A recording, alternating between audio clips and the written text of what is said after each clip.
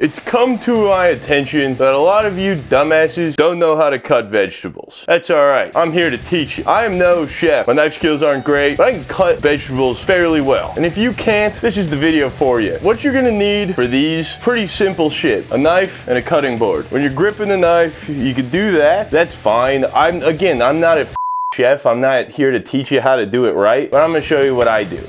Okay, this is how I hold a knife. You just pinch it. This is how I've seen every YouTube chef cook like that. We're gonna start with the humble potato. How to cut a potato. Lay it on our cutting board with French fry cut. I made these in the air fryer the other day. You wanna get one flat side. Real hack that I have for you is this bag that you get from the grocery store. You get your produce in. I see all these professional chefs talking about get a bowl and put your scraps in it. I like that idea, but I don't like the fact that you have to wash another bowl. I'm trying to cut down on dishes here. So what we're going to do with our scraps, throw it in the bag, and then when you're done, you can tie it up, put it in the garbage. Saves yourself. All these highfalutin chefs forget that we're the ones that got to do the fucking dishes. But we got our flat side here, and we're just gonna come through, make flat sides on all four sides of this potato. Gives you a nice base. It's sturdy. This is your offensive line. That first cut, that's what you're relying on. That's your bread and butter. Then we just come through, just slice down. Try to keep them even, but again, you're not working in a goddamn Michelin star restaurant, so if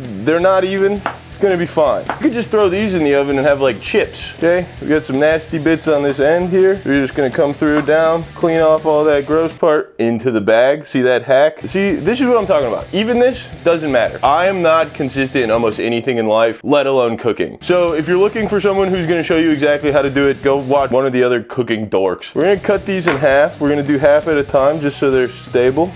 Shaking. Then you just come down like that. If you're scared of the blade, you can do these individually. See, you just come through there, and there you got it. A perfectly serviceable French fry. These ones are more steak fries. See, they're gonna cook a little uneven here. So what you can do is just set them flat and just slice. Look at that. These are perfectly serviceable French fries here. You can bake these, you can fry these, you can throw them in the air fryer. That's what I usually do. That's a French fry style potato. All right, let's say you want to do what do they call it? Like a hash brown, home fry. If you're gonna boil potatoes to make mashed potatoes, this is what you do. You cut it in half, get the flat side. Cut it in half again. And you just come through, cut them into small but even pieces. To the other side, half, a little bigger, because this side is smaller than this side. So when you look, they're about the same size. They're not gonna be perfect because you're not a Michelin star chef, are you? I am not. You see how this one's wider and this one's a little thicker? It's gonna even out. They're gonna cook about the same time. Boil them for a bit, throw them in a pan, salt, pepper, garlic powder, throw them in the oven for 20 minutes. You'll have some nice home fries. You can fry them in a pan if you want. These are delightful. So there you have it. How to cut a potato. Simple. Next up, we got carrots. What do I look like, a horse? Get your ketamine. We're cutting carrots. For these, you just gotta peel them. Carrot peel's weird, hard to get off the cutting board. So this is where our bag comes into play here.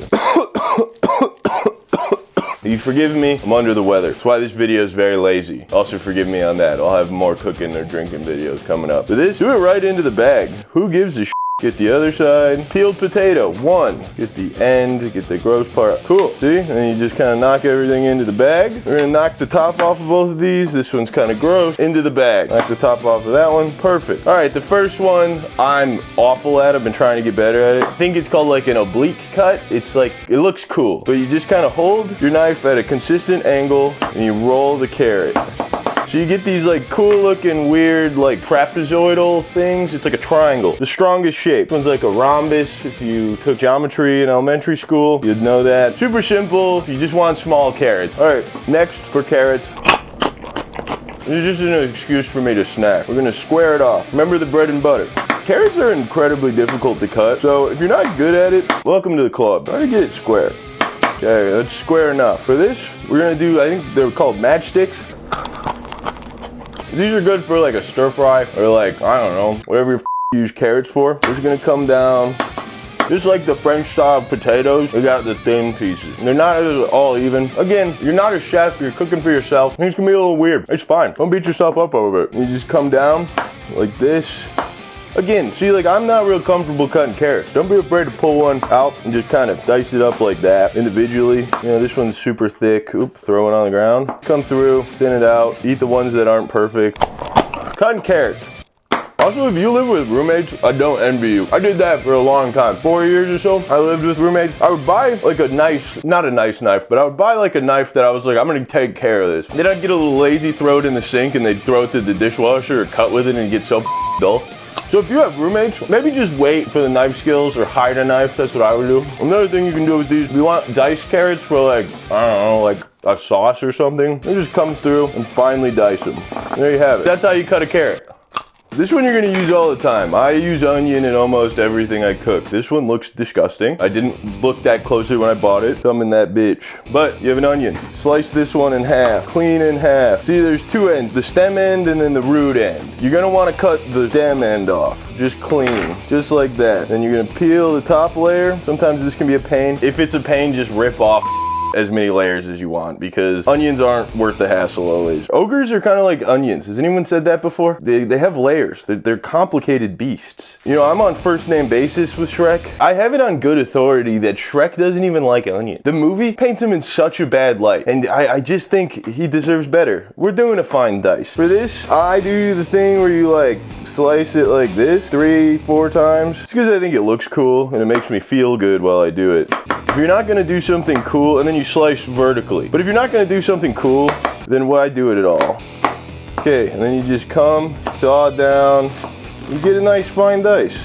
I'm not doing all that. I'm already crying enough as it is. But you see how fine of a dice that gets you? This is good for pretty much anything. If you're making a salsa, you chop onions like this. If you're making a pasta sauce, you'll need onions like this. Pretty much any kind of savory thing, you should be adding onions to it, I guess. I don't know. Now we're just gonna do a fajita style cut. So again, just cut that top off, peel the first layer. This one, you got this whole layer that's just kind of shit. You just peel that whole one back. This one's simple, so simple. You just kind of run it down, cut it all the way down. Then you have these nice like half onion rings. Good on a burger, good for fajitas, good for again, almost anything, like an arch. Beautiful. There you have it. How to cut an onion. Easy as that. The humble bell pepper. Fajitas, stuffed peppers. I don't know, dude. You've eaten bell peppers before. You should know what you use them for. They are kind of complicated to cut. I switch it up also every time I cut these. So today, that's a good snack for your lady. Looks like a flower. She'll love it. She's sitting on the couch while you're cooking food. Give her that with some ranch on it and she's gonna love you forever. Then you cut down and open it up like a book. This is one way to do it. I don't always do it this way, like I said, but this way is fun. Cut it in half, and this is like how I do it for like fajitas. Get rid of all that white, that stem. You just come open like that. You just kind of go all the way down, thick or as thin as you like. Try to get them even. That always happens to me where you get one that's real thin. But there's that. Do you guys do it like this or like this? Because I tend to do it like this because the knife bites in better. You just come through again, slicing all the way down. Easy as pie. That's another snack. So there you got it. Consistent. They're long enough to bite. They'll shrink a little when you cook them. Good for a fajita. Put them in some stir fry. Adds a nice color to your plate. Finally, the pineapple. I've never cut one, but today I'm going to. I didn't watch a video on how to do this either, so I'm winging it. Got my big ass cleaver here because it seems fun. And like I said, if you're cooking and it's not fun, why are you cooking then? Oh, that's bad cut. I'm just gonna follow my instincts here, cut the top of it off. It's like a Christmas tree. Pineapples for swingers. This is a swinger food. I don't understand what their fascination with the pineapple is, but good for them. Invite me over to, you know, your hot tub and maybe I'll fuck your wife. She'll be disappointed. I think you wanna try to get the like holes off of it, kind of come through. I'm just coming through and shaving the sides here. I don't like these holes. They're making me a bit uncomfortable. This is making me nervous. This is an expensive fruit. And I love a good pineapple. That was a good one. Just take your time with this. You know, like people take time with their wives to, you know, invite a nice gentleman to have sex with them. Their wife, because they're swingers. That looks pretty good. I think I did something right. You know, every time I pass a pineapple at the grocery store, I think, who the f is buying this? I love a pineapple as much as the next person, but this seems like so much work. Take that off too. Cutting board smells weird. There's a hard core in it. Guess we'll just do it like that. So that's the core. Yeah, you see that? Didn't do this very efficiently. Like I said, I've never done this before, but hey, that looks all right. Oh, I got the core on that one. This is how I'm gonna test. Got the core on that one too. But this one? Good. This one? Good. This one? Huh. Got pineapple all over my hands. Is that what people in the swinger community say? Swingers are weird, man. All right, for this, I'm gonna cube it up and eat it for a snack throughout the day. There you got it. I'm pretty proud of that. For never cutting a pineapple before,